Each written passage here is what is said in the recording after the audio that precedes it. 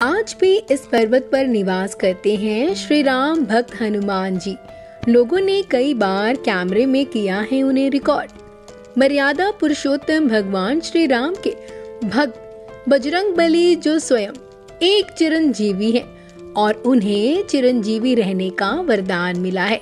ऐसा माना जाता है कि हनुमान जी सतयुग से लेकर कलयुग तक उपस्थित हैं और यही कारण है कि वो आज भी धरती पर स्थित गंधमादन पर्वत पर निवास करते हैं। पुराणों की माने तो प्रभु राम तथा देवी माता सीता ने पवन पुत्र बजरंगबली को कलयुग में अधर्म का नाश और धर्म को फैलाने के लिए अमरता का वरदान दिया था।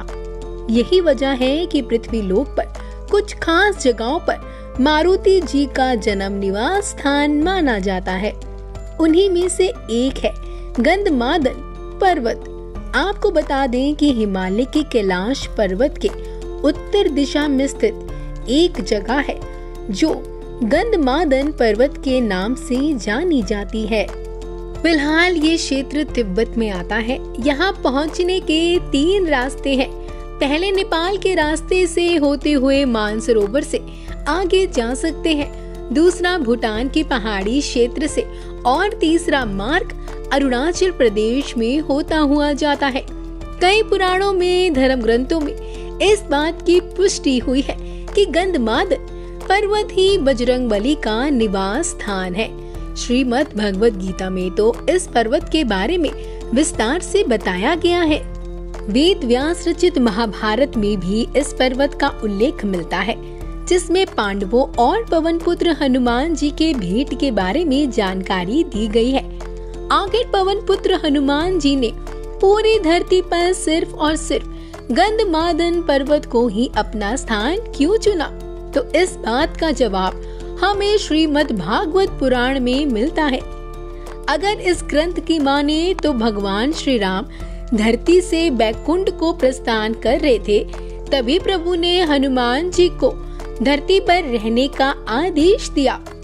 अपने प्रभु की इच्छा अनुसार पवन पुत्र बजरंगबली ने ऐश्वर्य शक्ति से युक्त गंधमादन पर्वत को अपना निवास स्थान चुना।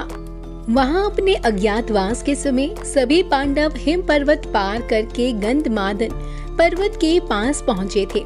कुंती पुत्र भीम ब्रह्म कमल लेने के लिए इस पर्वत पर आए थे, जहां उन्होंने हनुमान जी को लेटे हुए देखा।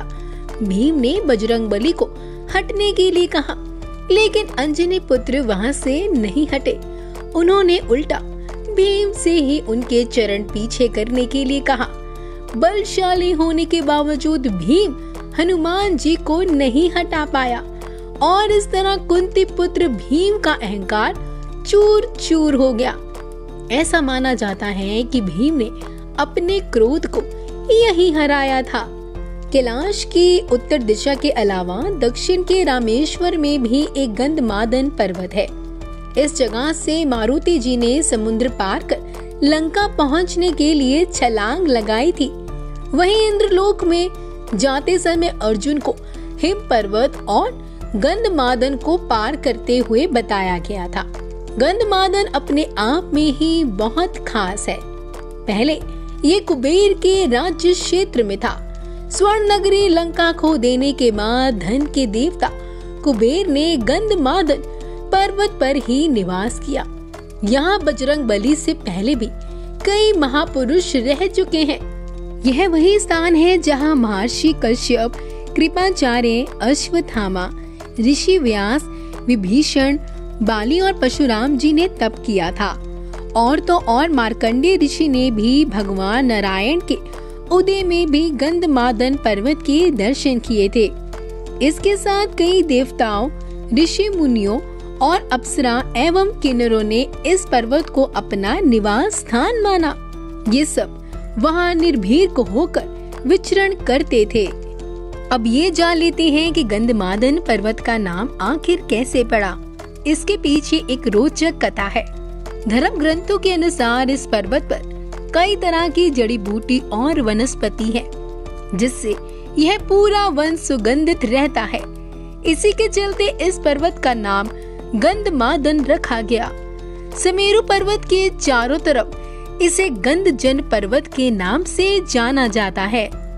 आपको बता दें कि गंधमादन पर्वत के शिखर पर किसी भी वाहन से नहीं पहुंचा जा सकता और तो और इस पर्वत पर कोई भी बुरी आत्मा नहीं पहुंच सकती, क्योंकि पापियों को यहाँ रहने वाले विशाल सांप और कीड़े मकोड़े डस लेते हैं। इतना ही नहीं, गंधमादन के पास बहुत सी छोटी स्वर्णमणि और मोतियां भी चमकते हैं। इस पर्वत पर मानव जीवन की अवधि 11,000 वर्ष बताई गई है।